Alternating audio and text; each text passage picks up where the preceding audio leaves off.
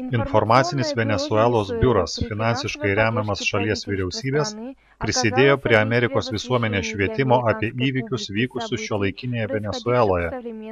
Išsamesnė informacija apie bylas su registruotais užsienio agentais buvo pateikta Vašingtone Teisingumo ministerijai.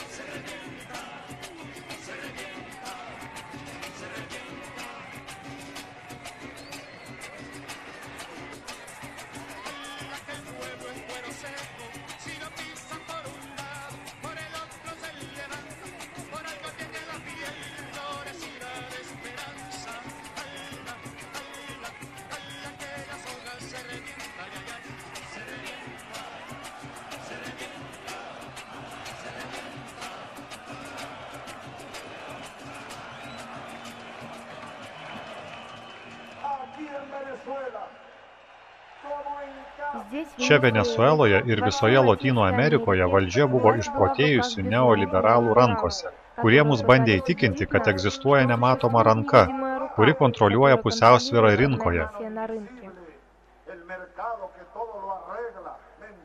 Visa tai melas ir dar kartą melas. Aš pasiruošęs tai 1000 kartų pakartoti. Tai melas. Žinoma, kad egzistuoja ir kiti Venesuelos vystymosi keliai. Ir mes tai įrodysime. Mes atlaikėme didžiulį tarptautinį spaudimą. Bet aš nepasitrauksiu. Net jei tai reikš, kad vieną dieną aš turėsiu eiti pro pragaro vartus, tam, kad apginti Venesuelos žmones.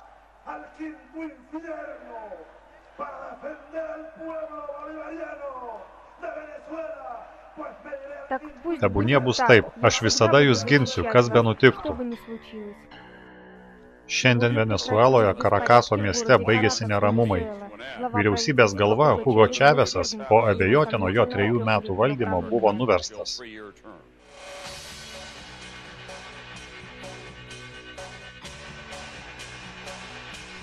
Iš patikimų šaltinių gauta informacija, kad Venesuela yra ginkluotų pajėgų valdžioje.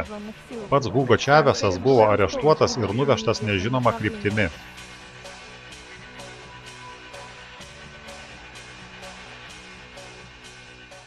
Savo valdymą Čavesas pradėjo gana iškalbingai. Jis pastoviai kritikavo JAV politiką ir buvo Fidelio Castro draugas.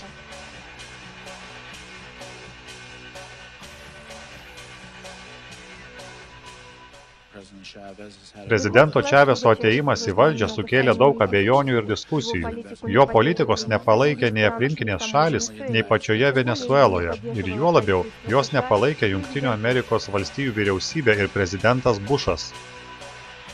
Čaveso valdymas išsiskyrė tuo, kad buvo didelės problemos išgaunant naftą Venesueloje. Perversmas duoda Jungtinėms Amerikos valstijoms viltį, kad naujoji valdžia sugebės stabilizuoti naftos perdirbimą ir išgavimą šalyje, kuri yra 4. vietoje pagal naftos eksportą pasaulyje. Revoliucijos per televizorių neparodys.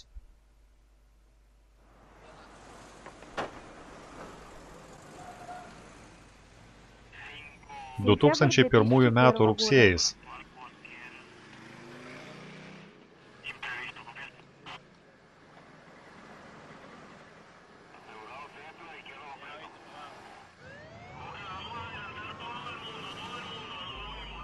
likus 7 mėnesiams iki perversmo. Mes atvažiavome į Venesuelą, kad padaryti dokumentinį filmą apie Venesuelos prezidentą Hugo Chavezą. Mes norėjome būti atokiau ir slėptis triukšmingoje minioje, kuri visą laiką supo šį Lotynų Amerikos lyderį. 1998 metais Hugo Chavezas laimėjo demokratinius rinkimus ir buvo paskelbtas prezidentu. Šalyje turtingoje aukštos kokybės naftą.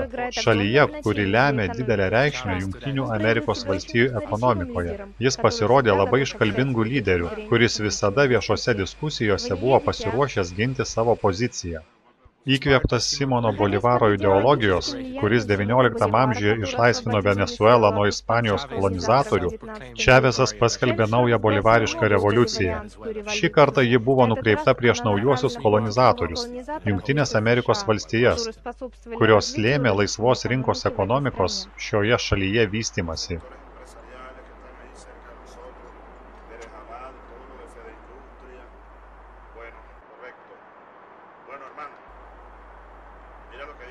Pažvelkite, kas čia rašoma. Globalizacijos liaupsinimas. Tai rašo prancūzas, su kuriuo aš susitikau Paryžiuje. Globalizacija. Kas tai? Ar tai vienintelis vystymosi kelias? Kasgi tie žmonės, kurie kalba už globalizaciją? Globalistais negalime vadinti tų, kurie veikia tik savo pačių interesų vedami, o tie, kurie jiems priešinasi, antiglobalistais.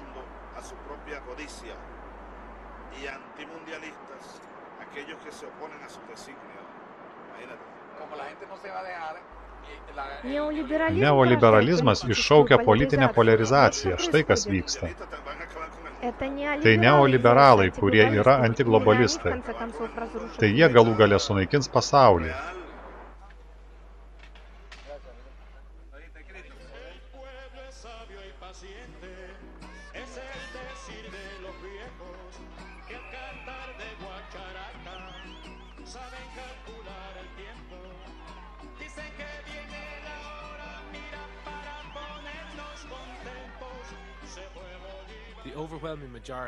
Didžioji dauguma žmonių, kurie palaiko Chavezo politiką, buvo neturtingi, o tai 80% visuomenės. Venesuela užima 4. vietą tarp naftos tiekėjų, bet jai pačiai tenka tik mažoji naudos dalis. Chavezas pažadėjo įplaukas perskirstyti ir įtraukti žmones į politinius procesus.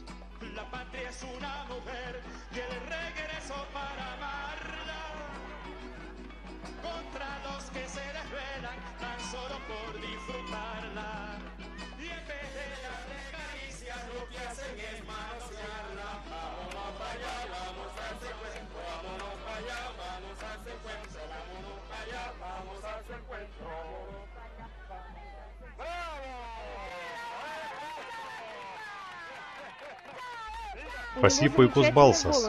Pone prezidente, jis mūsų šalies turtas. Tai jūsų sūnus?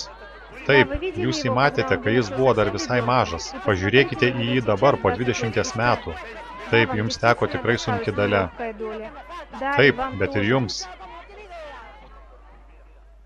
Remiantis konstituciją, kuri buvo įtvirtinta referendume 1999 metais, Chavezas visiems žmonėms pažadėjo, kad bus laikomasi visų jų teisių.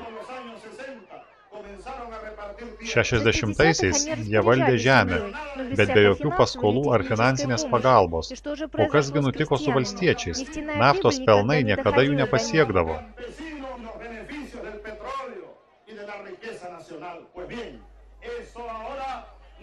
To daugiau nebus. Tai vienas iš tų principų, kuris įtvirtintas mūsų revoliucinėje bolivarinėje konstitucijoje.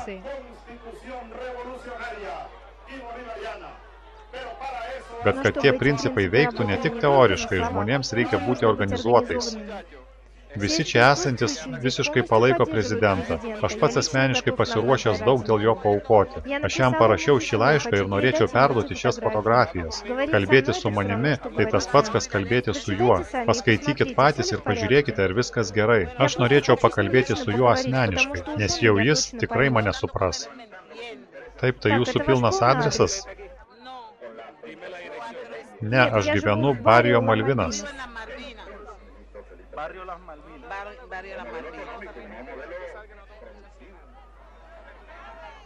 Dalis jo politinės kompanijos yra revoliucinė propaganda ir pažadai, kad vyriausybė bus labiau žmonėms pasiekiama. Čavesas kiekvieną savaitę dalyvauja radio ir televizijos laidose. Kiekvienas pilietis gali jam paskambinti ir asmeniškai pakalbėti.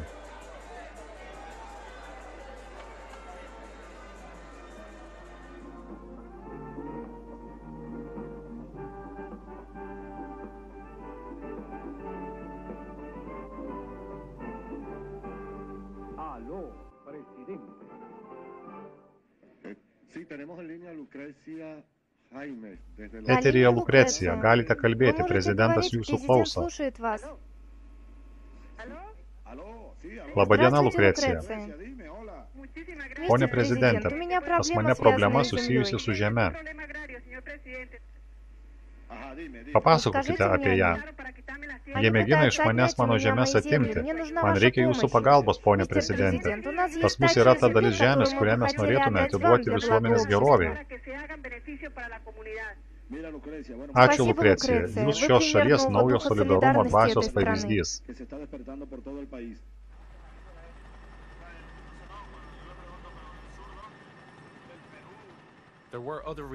Buvo taip pat ir kitos Čaveso populiarumo priežastys.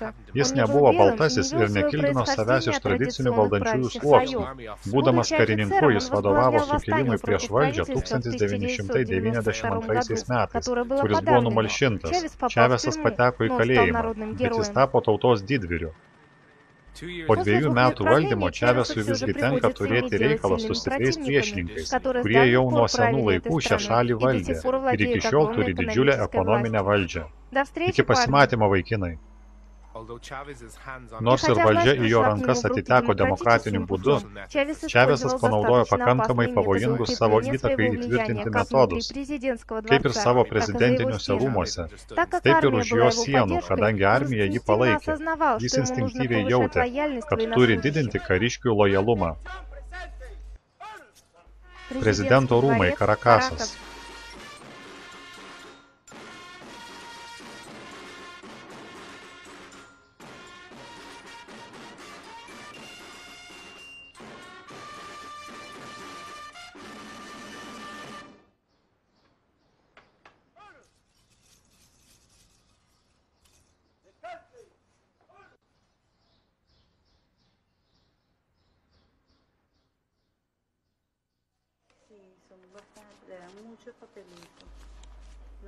Žmonės duoda jam daug mažų raštelių.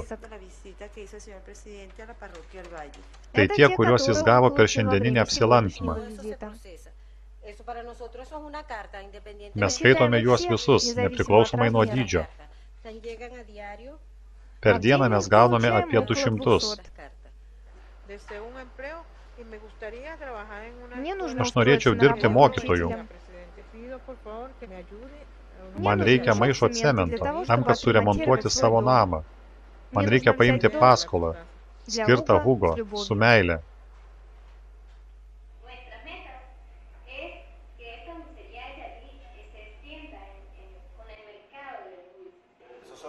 Ar tai mikrokreditai?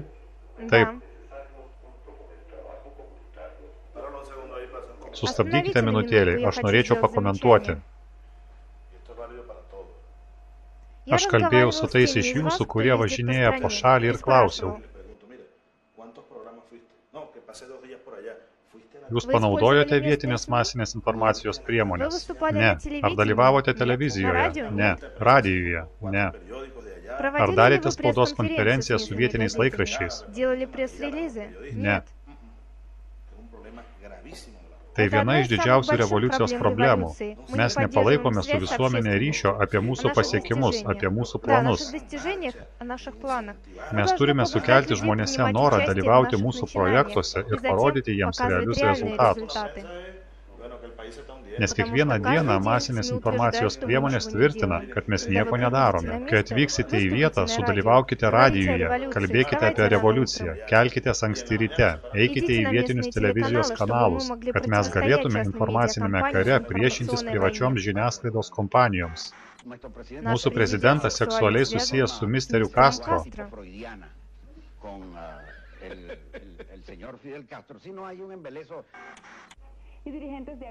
Opozicijos nariai padavė ieškinį į aukščiausiąjį teismą, tvirtindami, kad dabartinis prezidentas ponas Čavesas protiškai nesveikas. Atėjo laikas mums visiems pagalvoti apie pereinamąjį laikotarpį be Čaveso, kuriam jau nėra ką pasakyti. Pasimatysime kitą ketvirtadienį. Praeitoje vyriausybėje Venesuela turėjo didelę įtaką žiniasklaidos priemonėms, bet prie Čaveso žodžio laisvė tapo iš tikrųjų reali. Čavesas kiekvieną dieną turėjo tiesioginėme eteryje priešintis privačių žiniasklaidos kompanijų įtakai, kas pritraukdavo televizijos žiūrovų dėmesį. Šalyje yra 5 privatūs televizijos kanalai su valdomais žmonėmis, kurių rankose sutelkta ekonominė valdžia. Šioje priešpriešoje Čavesas panaudojo svarbiausią savo šaliai pagalbą – 8-ąjį kanalą. Šią kovą jis vedė su ypatingu pasitenkinimu.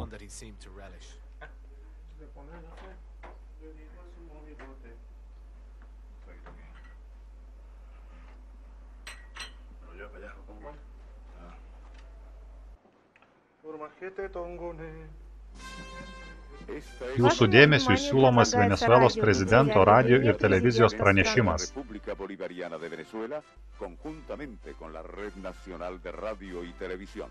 2001 metų spalis.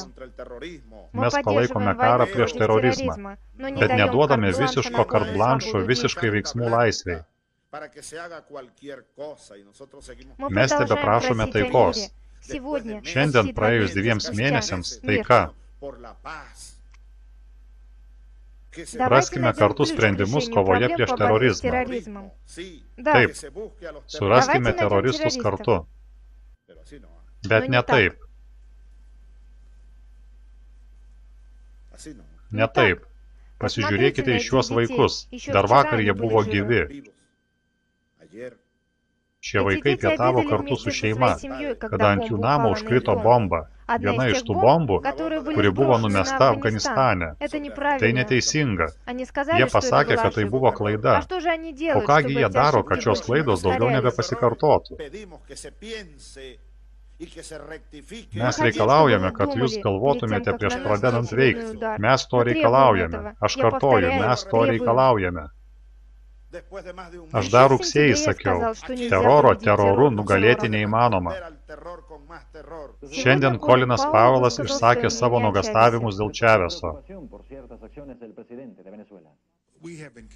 Mes nesutinkame su kai kuriais Venesuelos prezidento Čaveso veiksmais ir su jo supratimu, kas tokio yra demokratinė sistema.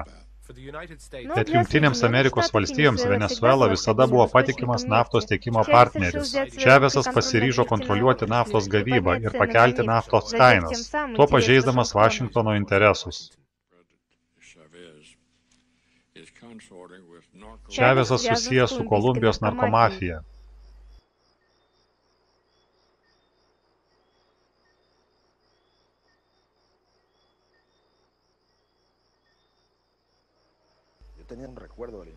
Tai vaikystės prisiminimai, kurie mane dažnai aplanko. Mano mama ir močiutė barasi. Mano močiutė sako mamai, tu tokia, nes tavyje teka žudiko kraujas, tavo senelio kraujas. Jis buvo žudikas.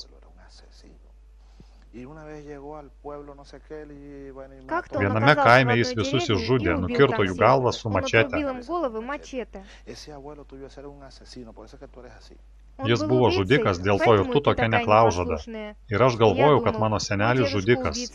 Aš nusiminiau ir nutariau jį surasti. Los Pinose, ten, kur jis gimė ir užaugo, jis nužudė žmogų, pulkininką.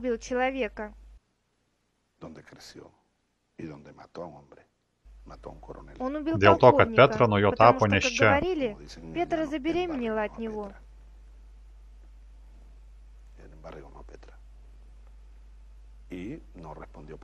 Pulkininkas tai neigė ir norėjo išsisukti nuo atsakomybės, o Petros tėvas jau buvo miręs. Dėl to mano senelis, o jam tada buvo tik 16 metų, nužudė pulkininką ir išsaugojo šeimos garbę. Po to jis pabėgo. Tai buvo apie 1890 metus. Ir jis stojo į revoliucionierių gretas, nors tada dar buvo dar tik berniukas. Jis buvo revoliucionierius, vienas iš tų, kuris įveikė kalnus, kovodamas su mačete už Bolivaro svajonę. Tai buvo mano senelis, jis prisijungė prie revoliucionierių. Čavesas skaito Andreso Eloe Blanko eilėraštį. Su pončio kabančia ant jo pečių, kailinį dėvinti kobidžo, tokios buvo kepurės, užsijuosęs amunicijos diržą ir revolverį, tabako dūmas virš jo galvos ir girdimas arklių žvengimas, lašai medaus ir pieno naktim, krito iš dangaus lietum. Maištingas raitelis dainuoja, tyla ir daina, joja karys į priekį, ten, kur tamsa, kur nežinomybė, veda jis 40 žirgų.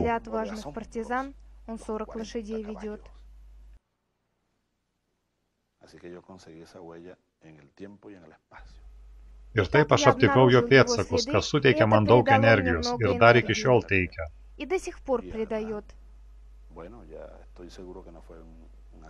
Dabar aš įsitikinęs, kad jis nebuvo žudikas, kaip kad sakė mano močiutė. Jis sakė taip tik dėl to, kad nežinojo tiesos, o visi aplinkui šnekėjo, kad jis žmogžudys. Jis buvo kovotojas, taip, kovotojas.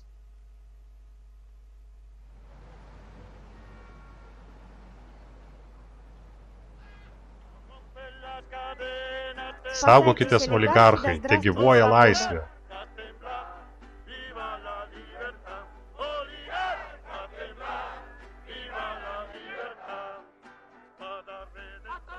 Pirmin į pergalę. Nors Venesueloje ir augo politinis aktyvumas, kas matėsi padaugėjus tiek Čaveso rėmėjų, tiek ir priešų, tai buvo gana naujas ir neišvystytas reiškinys. Dėl tos priežasties žmonės, palaikantis Čavesą Karakase, pradėjo organizuoti nedidelės grupės, taip vadinamus Bolivaro ratelius, kurie sutelkė dėmesį ties visuomenės lavinimu ir visuomenės problemomis. Aš anksčiau niekada nebalsavau. Čavesas mums padovanojo naujas viltis, dėl to mes nusprendėme už jį balsuoti. Politika mums nieko nereiškia, kol kažkas turtėjo, mes iš to nieko negavome.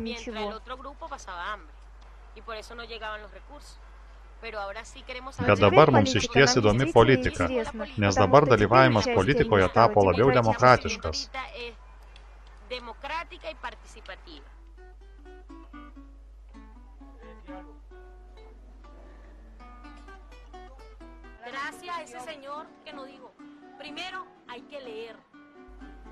Jis pasakė, iš pradžių jūs turite išmokti skaityti.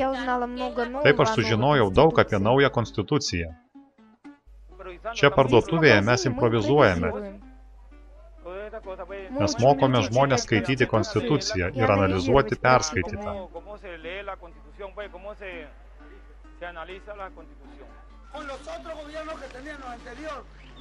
Ta valdžia, kuri buvo anksčiau, uždarydavo prieš mus duris ir su jais niekaip nebuvo galima pakalbėti. Jie sakydavo, mes užsiėmė, mums susitikimai. Taip, jie buvo pasitarimuose jiems patiems, bet ne tautai. Pirmą kartą Venesueloje valdžioje demokratinės jėgos. Dėl to mes įsitraukė į politiką, vyriausybė susideda iš paprastų žmonių. Tuo pačiu laiku turtingose rajonuose galima buvo susipažinti su visai kitų požiūrių apie Čaveso demokratiją. Šie žmonės nežino, kas yra pasiaukojimas ir sunkus darbas. Dėl to jie to nevertina.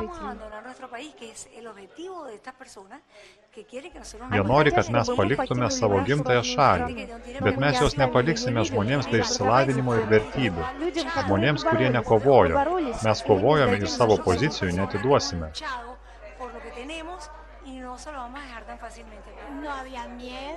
Mes nebijome, visi dirbo ir buvo laimingi.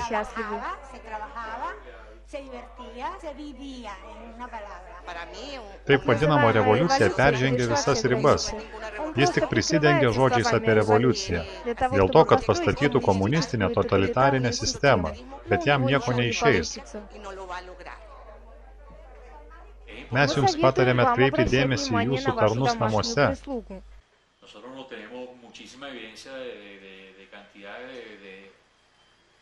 Pas mus yra duomenų, kad dauguma iš jų turi ryšių su Bolivaro rateliais. Jie apie mus perduoda informaciją.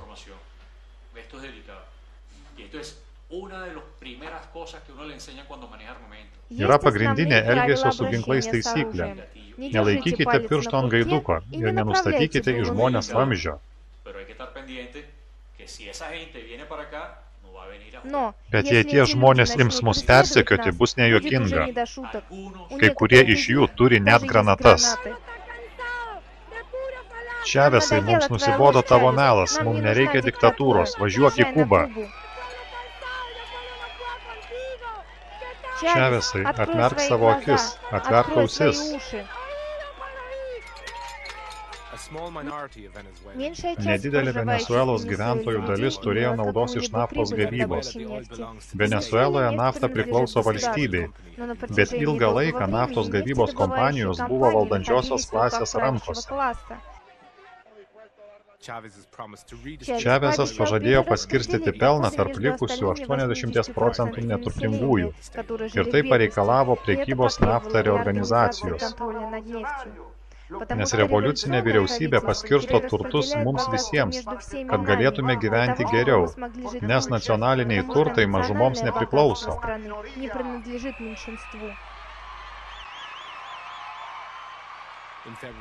2002 metų vasaryje Čavesas pagarsina naftos kompanijų reorganizacijos planą ir paskiria savo žmones į vadovaujančius postus. Karas prasidėjo.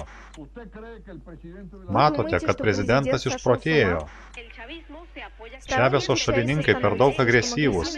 Jie tapo panašūs į minias, kuriomis manipuliavo Hitleris ir Musolinis. Privačios televizijos kompanijos pradėjo kviesti žmonės į demonstracijas, tvirtindamos, kad Čavesas nusprendė užgrobti naftos pramonę ir kad tai yra jiems tiesioginė grėsmė. Jis nori, kad pas mus būtų tas pats, kas Kuboje. Nori, kad taptume komunistais. Nėra abejonių. Opozicinių jėgų vadovais buvo dvi pagrindinės figūros – Pedro Carmona, pačio didžiausio verslininkų susivienijimo direktorius, ir Carlosas Ortega, ARSAT TV vadovas. Tai buvo stipri sąjunga su senaja politinė sistema. Jie abu apsilankė Vašingtone, kur susitiko su aukštais Džordžo Bušo administracijos valdininkais, aptarė prezidento Čaveso veiklą. Jau 2 dienas iš eilės Bušo administracija nerimauja dėl situacijos Venesueloje. CŽV vadovas sunerimęs dėl įvykių mūsų šalyje. Džordžas Tenetas, CŽV vadovas. Akivaizdu, kad padėtis Venesueloje mums yra labai svarbi, nes ši šalis, kaip naftos tiekėja, yra trečia pasaulyje. Norėčiau pasakyti, kad ponas Čavesas, pasak užsienio reikalų ministerijos, netitinka JAF interesų. Karlas Fordas, užsienio reikalų ministerija. Aš įsitikinęs, kad kiekvienas iš mūsų atidžiai seks įvykius Venesueloje, ypač prezidentą Čavesą. Nelauktai atsiranda grupė aukšto rango generolų, kurie ima pritarti CŽV nuomoniai. Balandžio 10 dieną vienas iš jų pasirodė per visus TV kanalus, kreipdamasis į prezidentą. Aukščiausio rango ginkluotųjų pajėgų vadai turi pareikšti prezidentui: tu esi dėl viso to kaltas, tau laikas pasitraukti. Jeigu jie to nesiims, vis tiek atsiras žmonės, kurie tai padarys. Mintyje turite valstybės perversmą? Generolo pareiškimas rodo, kad Čavesas yra Castro agentas, Kolumbijos partizanų agentas. Ta pačią dieną Carmona sušaukė opozicijos demonstraciją prie valstybinės naftos gavybos kompanijos. Rytoj, ketvirtadienį, surenkime demonstraciją vardan Venesuelos, bet demonstracijos dalyviai nežinojo, kad tai yra tik didelio plano dalis. 2002 metų balandžio 11 ketvirtadienis. Rytą prasidėjo eisena link valstybinės naftos gavybos kompanijos.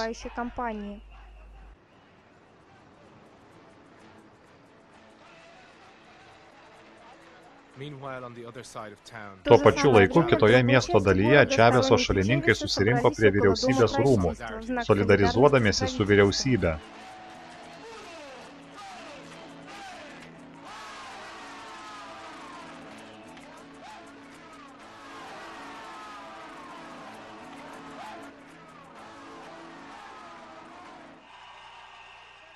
O scenoje šalia valstybinės naftos gavybos kompanijos demonstrantai, nepaisydami įstatymų, nusprendė radikaliai pakeisti padėtį.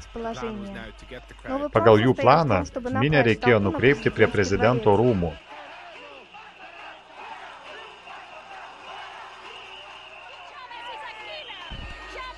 Čavesas žmogžudys. Lauk. Lauk. Eikime į prezidentūrą ir nuverskime jį.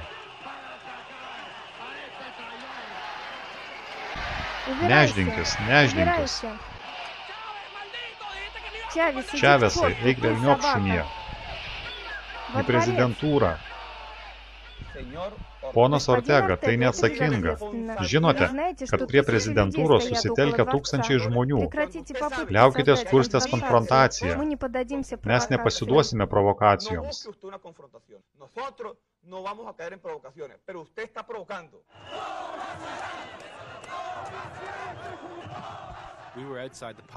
Mes buvome su Čaveso šalininkais prie vyriausybės rūmų, kai minioje pasklido žinia, kad link mūsų artėja opozicionierių demonstracija.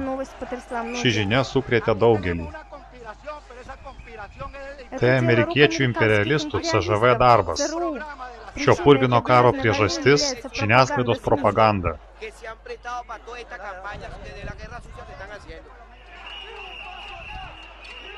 Opozicijos demonstracija artėjo, minia ruošėsi susirėmimui.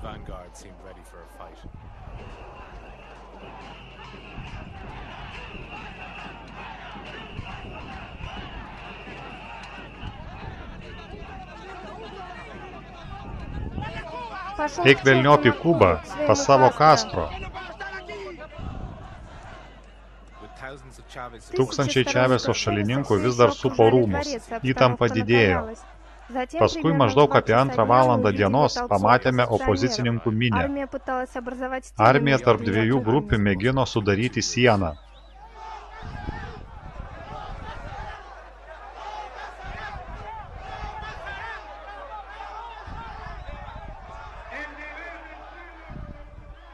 Mes pasitraukėme atgal į Čaveso šalininkų tarpą, bet staiga prasidėjo šaudymas.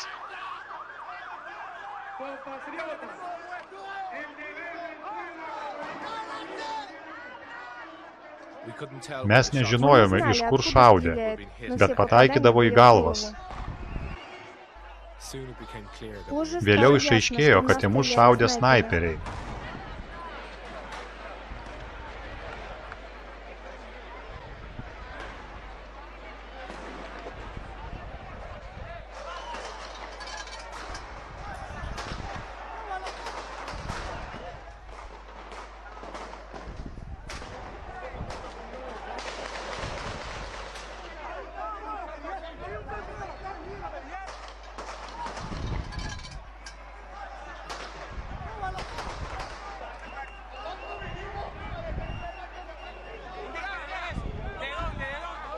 Kas šaudo?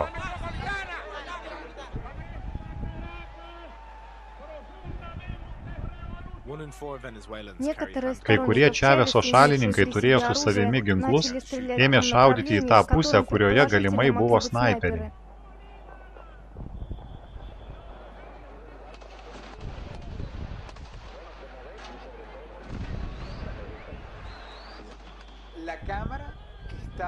Viena televizijos kompanija šalia vyriausybės rūmų buvo pastačiusi filmavimo kameras.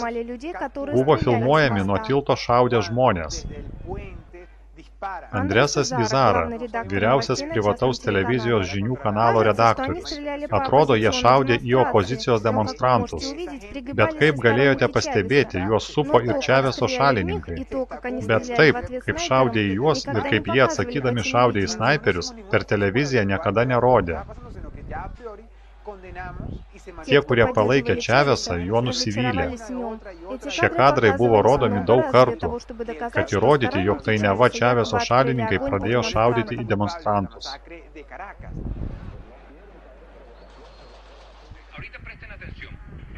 Pažiūrėkite į Čaveso šalininkus. Pažiūrėkite, kaip jie tuština apkabą po apkabos. Žmogus palaikantis Čavesą ką tik iššovė į visiškai beginklius ir taikius opozicininkus.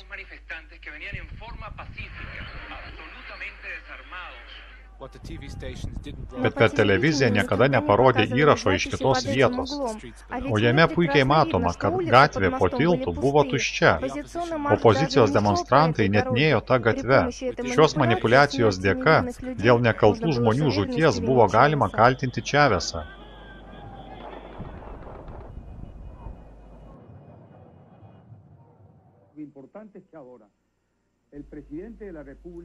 Prezidentas turi atsakyti už savo veiksmus ir pasiduoti be kovos.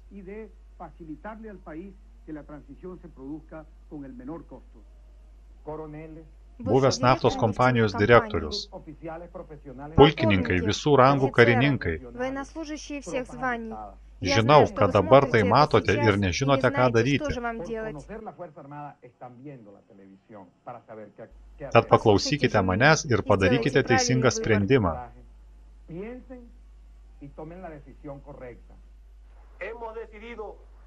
Venesuelos karinio laivyno vadas. Venesuelos piliečiai, mes nusprendėme nebepalaikyti Hugo Čaveso vyriausybės.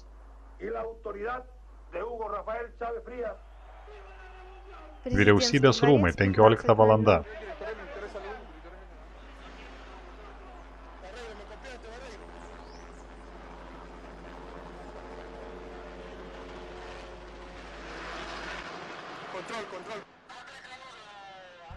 Rūmuose tvyrojo sumaištis. Niekas nesuprato, kas vyksta ir kokia informacija galima tikėti.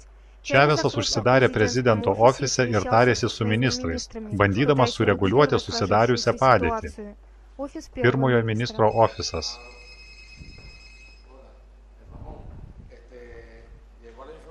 Klausykite, mus informavo, kad opozicija užėmė 8 kanalą. Technikai negali ten patekti ir ten nėra armijos. Gal galėtumėte išsiaiškinti, ar tai tiesa, kad galėtume informuoti žmonės.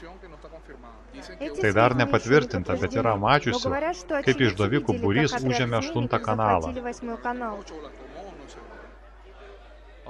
Nors ir sklido kalbos, kad 8 kanalas užgrobtas, apie 9 valandą vakaro ministrai galėjo išeiti į tiesioginį eterį. Šalis klausosi jūsų 8 kanalu.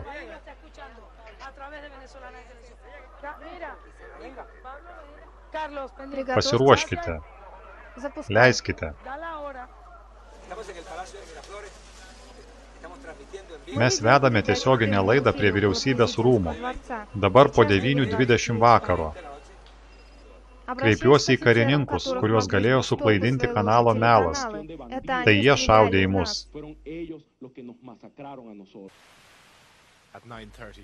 9:30 signalas nutrūko.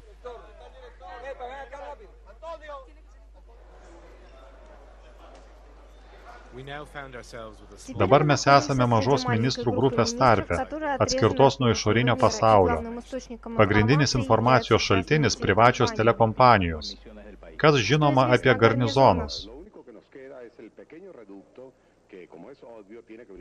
Visus mes kontroliuojame, išskyrus mažą pasipriešinimo grupę prezidentūroje. Mes nenorime kraujo praliejimo.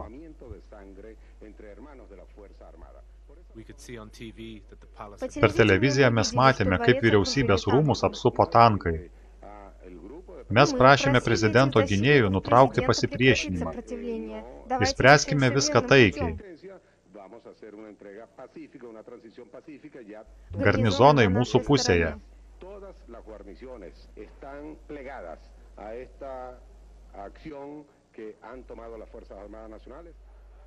22 valanda.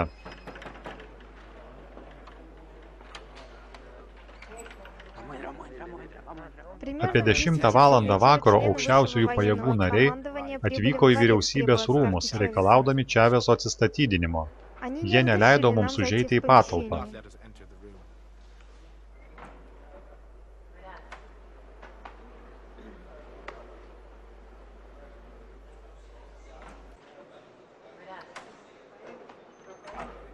Po kiek laiko pirmasis ministras išėjo iš prezidento ofiso.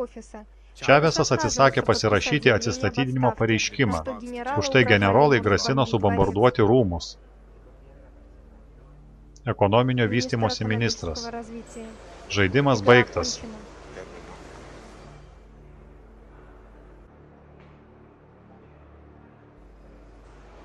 Tai mirties pergalė.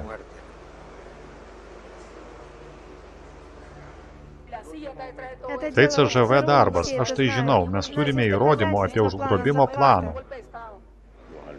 Politikos patarėjas. Jie buvo stipresni, o mes neturėjome laiko, kad galėtume pasipriešinti žiniasklaidai.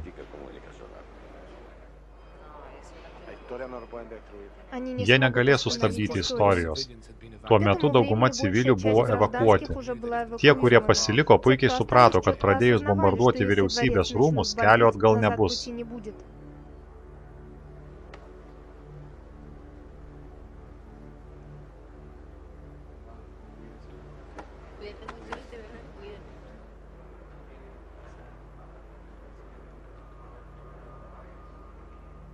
Palauk, pamatysi. Rytoj Karakase prasidės skerdynės.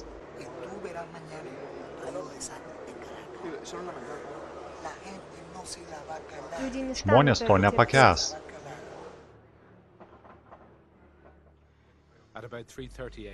Maždaug apie 3:30 ryto vienas iš ministrų išėjo kalbėti su mumis. Čavesas nusprendė asmeniškai kalbėti su generolais, kad būtų išvengta vyriausybės rūmų apšaudymo, bet jis vis tiek atsisakė pasirašyti atsistatydinimo pareiškimą, aplinkosaugos ministrė. Dabar jau akivaizdu, kad tai perversmas. Bet prezidentas atsisakė atsistatydinti. Dabar jį pasodins į kalėjimą, tai perversmas. Tegul pasaulis sužino apie tai.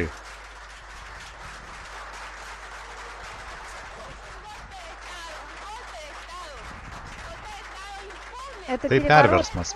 Perversmas prieš žmonės, kurie jį myli.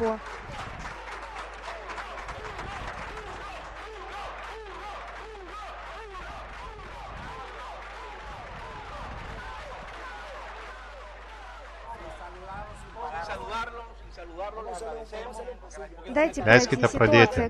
Situacija kritinė. Likus 5 minutėms iki duoto laiko pabaigos, kai turėjo prasidėti prezidento šturmas, Čavesą išvežė.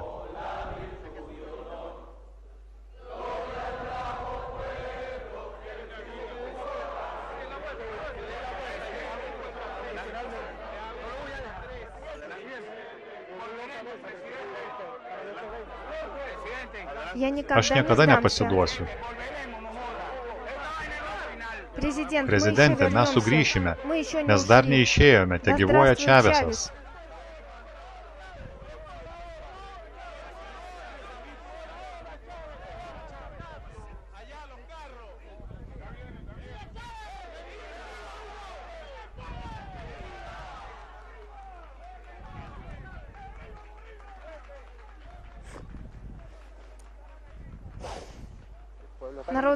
Žmonės už prezidentą, jie gina prezidentą, jūsgi patys matote.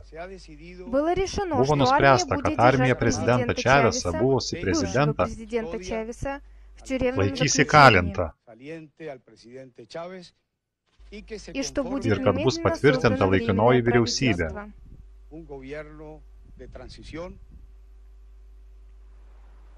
Penktadienis, balandžio 12.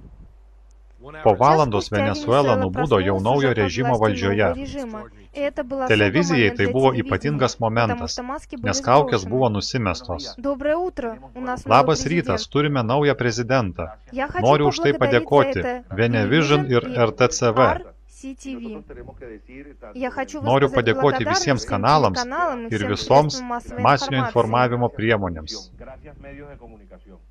Kaip viskas įvyko? Generolo pareiškimas, kuris buvo nufilmuotas jūsų namuose. Bet jūs paskambinote ir pasakėte, kad turite kažkokias nuotraukas dėl šou. Taigi nufilmavome vaizdelį jūsų namuose. Generolo pareiškimas buvo parodytas tam, kad Čavesas pasiliktų Venesueloje, nes jis turėjo numatęs vizitą Kosta-Rikoje. O jums jis buvo reikalingas čia. Tam, kad planas suveiktų ir kai įsitikinome, kad Čavesas liko čia, ėmėmės planą vykdyti. O koks buvo planas? Pagal planą turėjome priversti žmonės išeiti į gatves ir kai aistros įkais, į veiksmus įtraukti armiją. Vyriausybės rūmai. Rūmai, kuriuos palikome prieš keletą valandų, dabar tapo valstybinio perversmo lyderių, plojančių vieni kitiems per petį šventės vieta.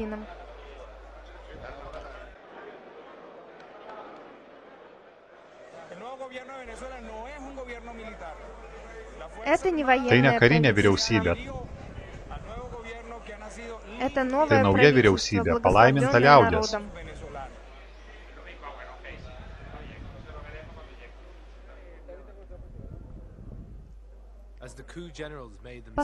Kadangi dabar rūmuose šeimininkavo perversmo generolai, sargybiniai raudonosios beretės vakar tarnavę Čavesui, visiškai pakluso Karmonos įsakymams. Manau, Čavesas turi būti teisiamas ne tik dėl žmogaus teisių pažeidimo, bet ir dėl žodžio laisvės suvaržymo. Prezidento priesaika 17:30. Aš, Pedro Carmona, Venesuelos Respublikos prezidentas, prisiekiu prieš Dievą, tautą, žmonės, atkurti lygybę, teisės ir socialinę atsakomybę.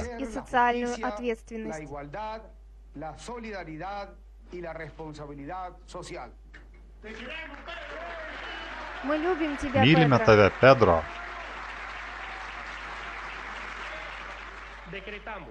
Naujas vyriausiasis prokuroras. Tokiu būdu patvirtiname šią demokratinę laikinosios vyriausybės formavimo tvarką. Mes paleidžiame nacionalinę asamblėją.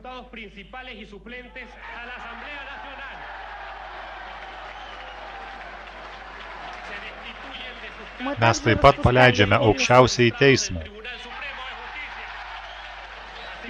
Atleidžiame iš pareigų teisingumo ministrą. Centrinio banko vadovą, nacionalinę rinkimų komisiją, žmogaus teisių įgaliotinį.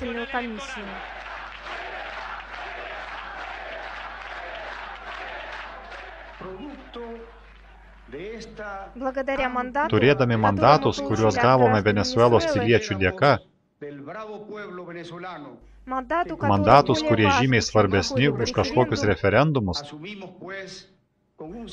palaikomi visų visuomenės sluoksnių, prisiimame atsakomybę.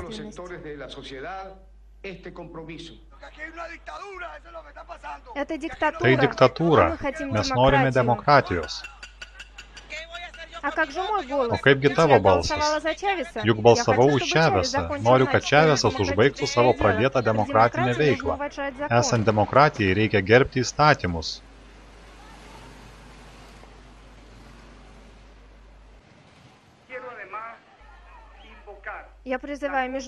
Kviečiu tarptautinės bendruomenės palaikyti mūsų demokratinius procesus.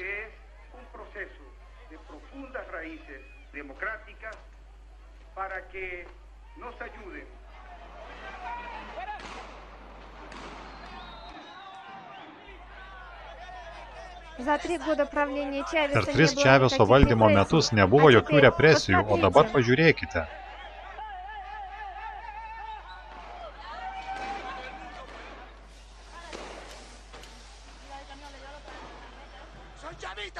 Palaikau Čavesą. Noriu, kad Čavesas grįžtų.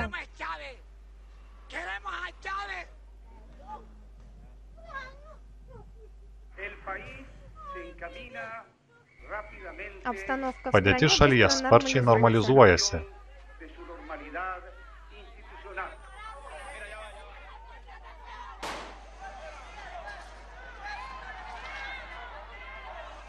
Noriu pasidalinti informaciją apie Venesueloje vykusias demonstracijas. Žinoma, kad Čaveso vyriausybė iššaukė šią krizę. Jie atidengė ugnį į taikius beginklius demonstrantus. Aukomis tapo 10 žuvusiųjų ir 100 sužeistųjų. Štai kas ten įvyko. Valdžia perėjo į laikinosios vyriausybės rankas. Vedame reportažą iš vietos esančios netoli Kubos ambasados. Viceprezidente, žinome, kad esi ten. Marinsime tave badu. Priversime valgyti kėdes ir stalus. Neleisime duoti maisto. Po šios laidos atjungsime vandenį ir elektrą.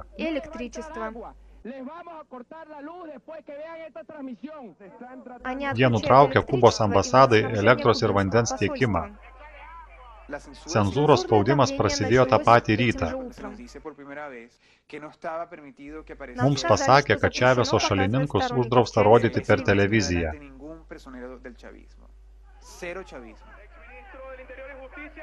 Они надевают наручники на бывшего министерства.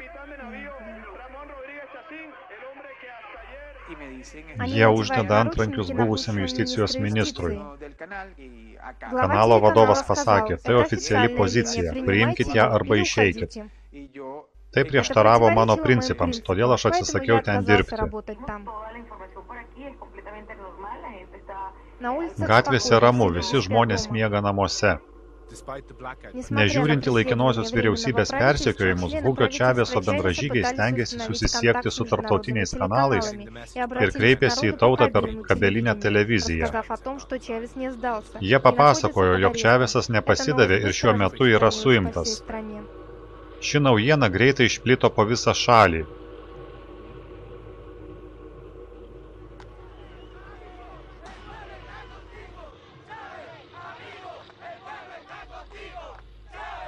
Čavesai, liaudis su tavimi. Venesuelos gyventojai, išeikite į gatves, atverkite savo akis. Nesislėpkite, tai mūsų miestas.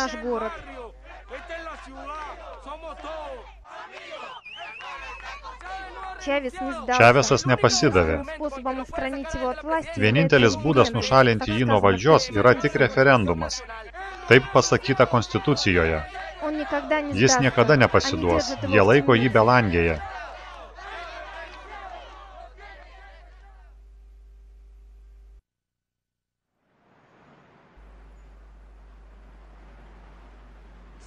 Balandžio 13, šeštadienis.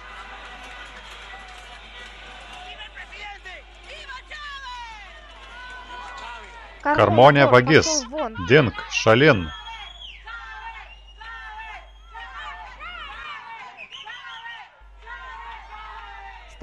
Nuo to momento, kai Čavesą išvežė iš rūmų, niekas jo nematė ir negirdėjo. Ryte, kai mes važiavome per miestą, atmosfera buvo įelektrinta ir nežiūrint į policininkų represijas, žmonės nusprendė eiti link valdžios rūmų. Jis nepasidavė, jie laiko jį belangėje.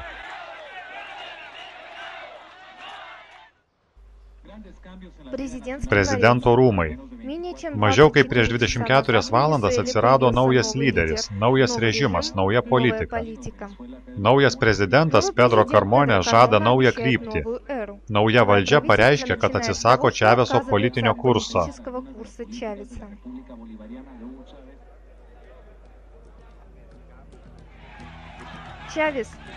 Čavesai, žmonės su tavim.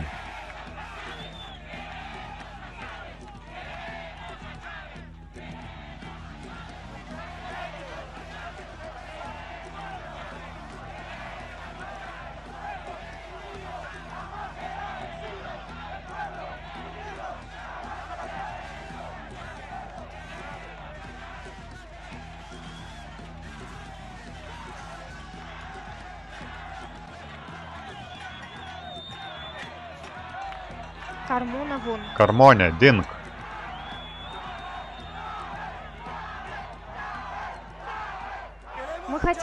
Mes norime, kad valdžią turėtų Čavesas. Mums nereikia eilinės diktatūros. Vakar jie išdavė Venesuelą ir mūsų konstituciją.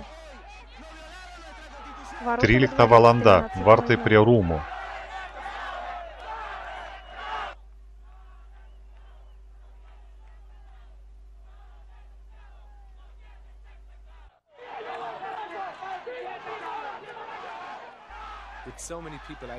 Hugo Čaveso šalininkų buvo tiek daug, kad sargybiniai, kurie liko jam ištikimi, nusprendė, kad laikas veikti. Už Karmonės nugaros Čaveso šalininkai davė ženklą rūmų užgrobimui.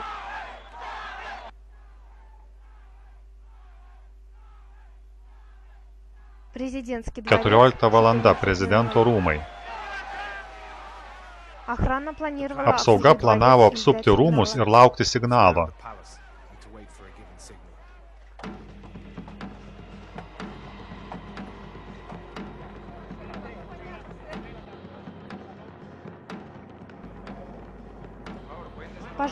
Prašau, atlaisvinkite ofisą.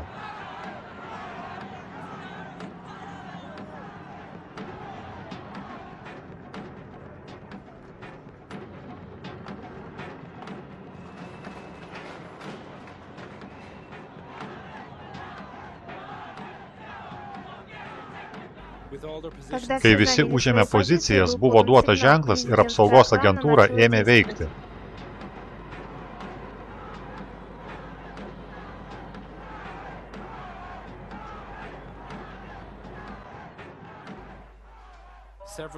Keletas laikinosios valdžios generolų buvo suimti. Šioje maišatyje sugebėjo pasislėpti Karmonė ir jo artimiausi bendražygiai. Jie ištuštino seifą.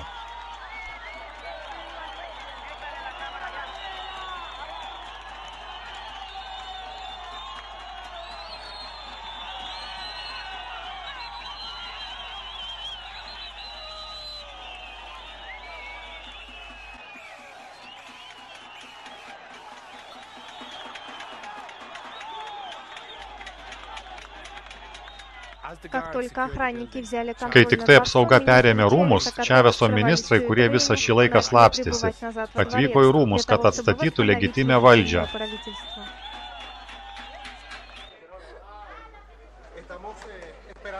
Švietimo ministras. Mes norime, kad Čavesas būtų čia. Mums nereikia derybų. Čavesas yra vienintelis prezidentas.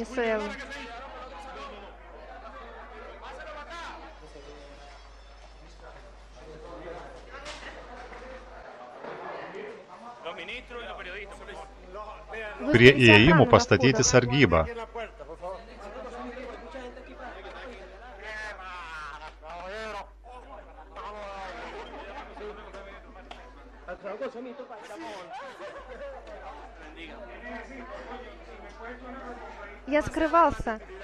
Aš slėpiausi, bet dabar grįžau atgal į tą vietą, kur turiu būti.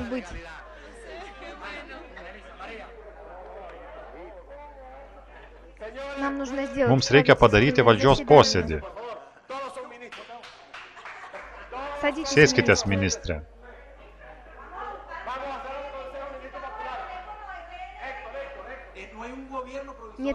Nėra jokios pereinamos valdžios. Prezidentas yra Čavesas. Jis suimtas ir niekas jo nematė. Jį laiko saloje.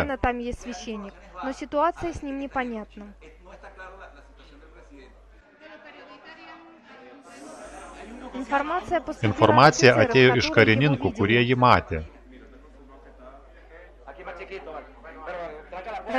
Dėl Dievo meilės uždarykite duris. Mums reikia tvarkos. Mes gaištame laiką.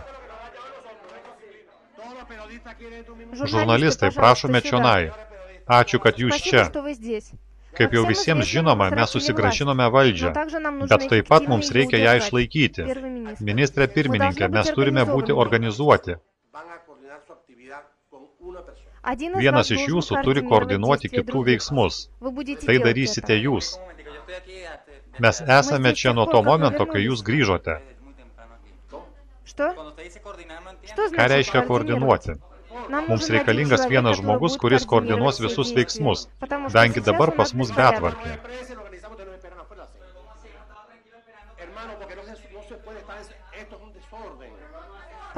Luktelkit.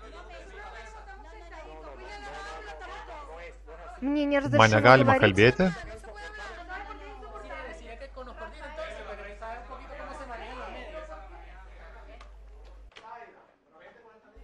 Dabar rūmai buvo Čaveso valdininkų rankose. bet privati televizija apie tai tylėjo. Mums būtina 8 kanalo parama, kad visa šalis žinotų, kas vyksta. 8 kanalas mūsų rankose, bet mes turime techninių nesklandumų.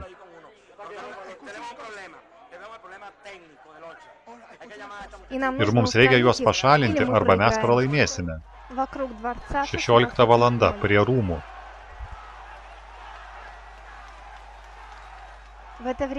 Tuo metu tūkstančiai žmonių rinkosi prie rūmų. Valdžia nusiuntė atstovus apklausti žmonių, kurie dar vakar buvo valdžioje.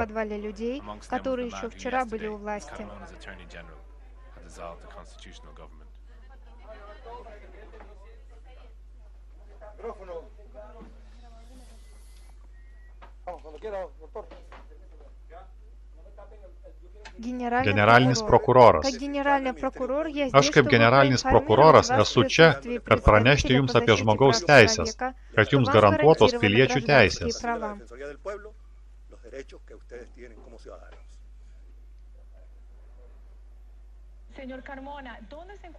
Pone Carmona, kokie reikalai prezidento rūmuose?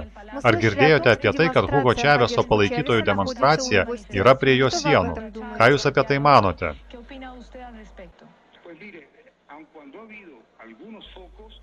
Taip, buvo keletas susirėmimų, bet dabar viskas kontroliuojama. Šalyje absoliučiai viskas normalu. Nacionalinės asamblėjos prezidentas. Aš noriu pranešti, kad misteris Carmona viešina melagingus faktus. Per CNN jis ką tik teigia, kad jis kontroliuoja rūmus. Aš esu Nacionalinės asamblėjos prezidentas ir kalbu iš valdžios rūmų čia, Karakase.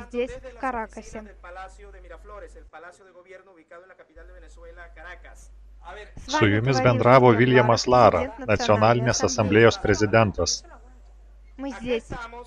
Čia Darijus, pasisveikinkite su juo. Čia kalba Nacionalinės asamblėjos prezidentas.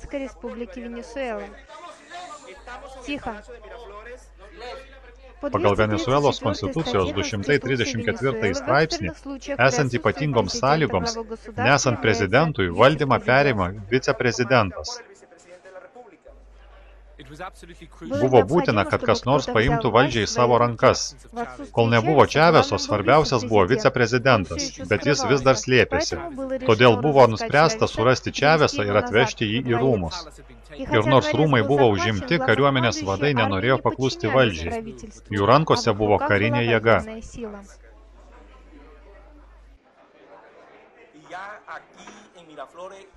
Infrastruktūros ministras. Iš išorės milijonai žmonių. Nesiųskite armijos šaudyti į juos.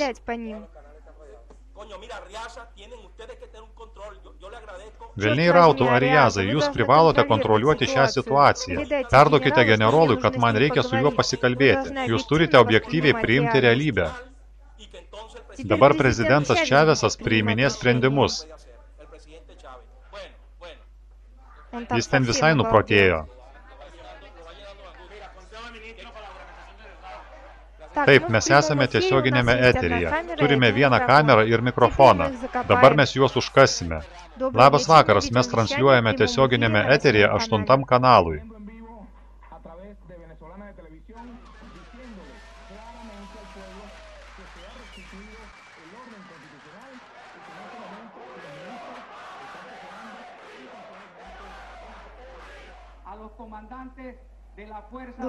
Prezidento apsaugos vadas. Armijos karininkai.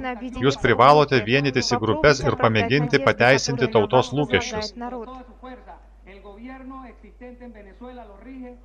Hugo Chávezas vienintelis Venesuelos prezidentas. Kaip tik 8 kanalas atnaujino savo transliavimą. Iš karininkų ėmė ateiti pranešimai su palaikymu. Pirmą kartą karininkai sąmoningai melavo savo vyresnybei. Karininkų žodžiais, ten, kur buvo laikomas Chávezas, atskrido amerikiečių lėktuvas. Patikrinkite registraciją ir išsiaiškinkite, kam priklauso šis lėktuvas. Jie atskrido lėktuvu, kad jį paimti. Iš šalies? Taip. Vėliau buvo gauta informacija, kad rastas viceprezidentas. Dabar buvo svarbu, kad jis laikytųsi priesaikos ir atstatytų konstitucinę tvarką.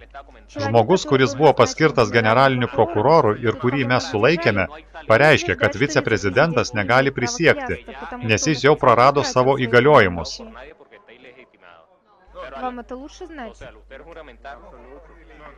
Paklausykite, net jeigu jūsų viceprezidento nebūtų, kitas pagal sąrašą yra Nacionalinės asamblėjos prezidentas.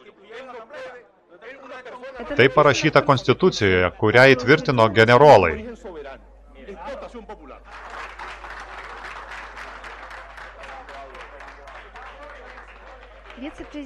Viceprezidentas.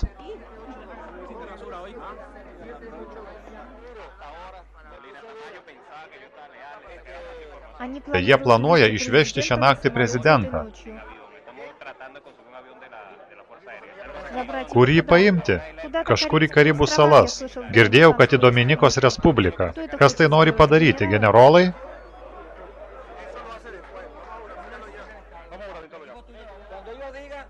Kai duosiu signalą, būsime tiesioginėme eteryje.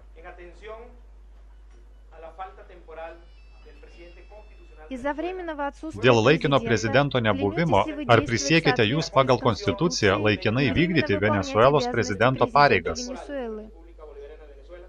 Taip, prisiekiu. Tebūna taip. Tegul Dievas ir žmonės jūs už tai apdovanos.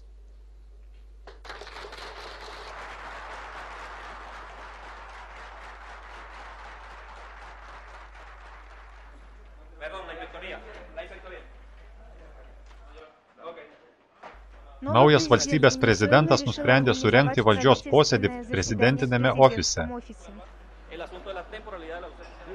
Čia užrakinta, kas turite raktą?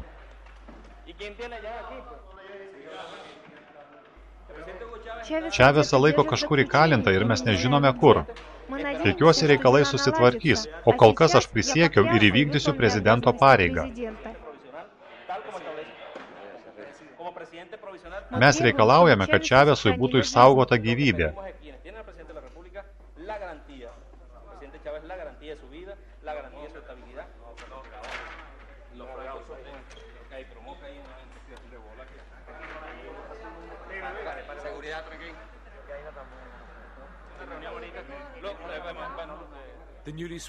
Naujas prezidentas įsakė 3 grupėms nuvykti į salą ir grąžinti Čavesą gyvą.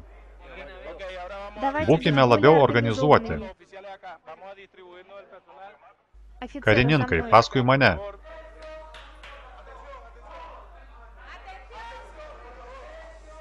Minutėlę dėmesio.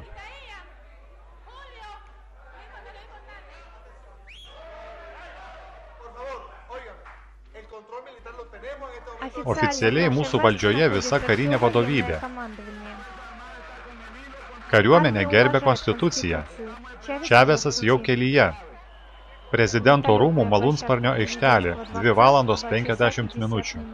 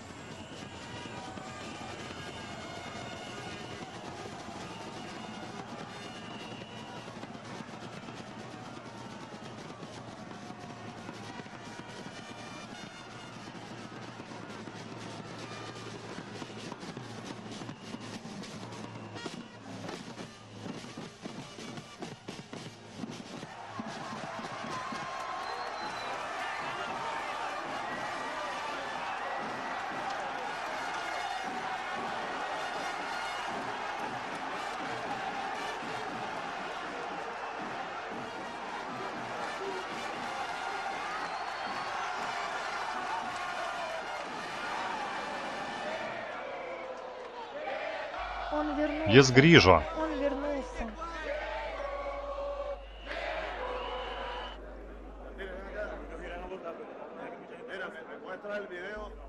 Parodykite man video tos nakties, kai mane paėmė. Aš negalėjau su jumis tą naktį pakalbėti, bet aš žinojau, kad mes grįšime.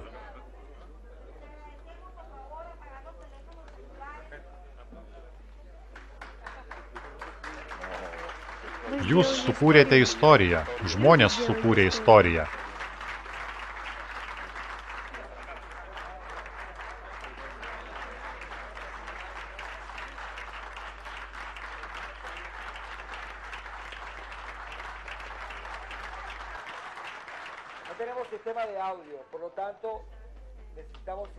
Prašau tyliau, mes neturime audio sistemos. Ką, jie ją su savimi pasiėmė? Nieko nepaliko?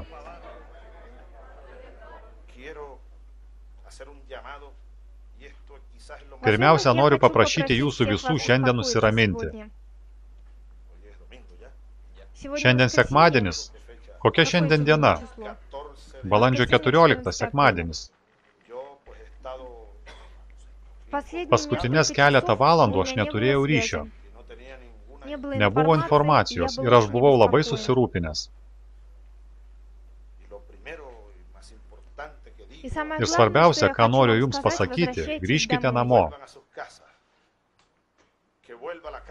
Mums reikia ramybės. Tie, kurie nesutinka su manim, prašom nesutikit.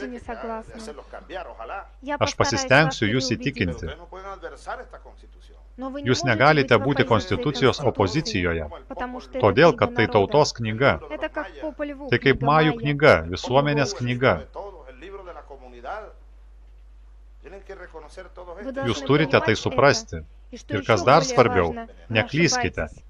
Neleiskite jiems užnuodyti jūs savo melu.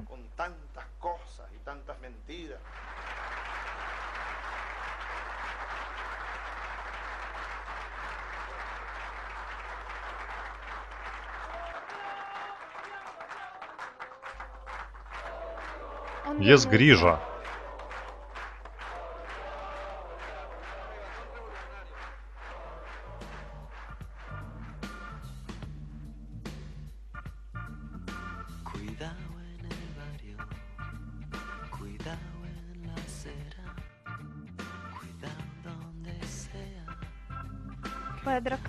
Pedro Carmone, būdamas namų arešte, pabėgo iš Kolumbijos, o neužilgo jį matė Majamyje.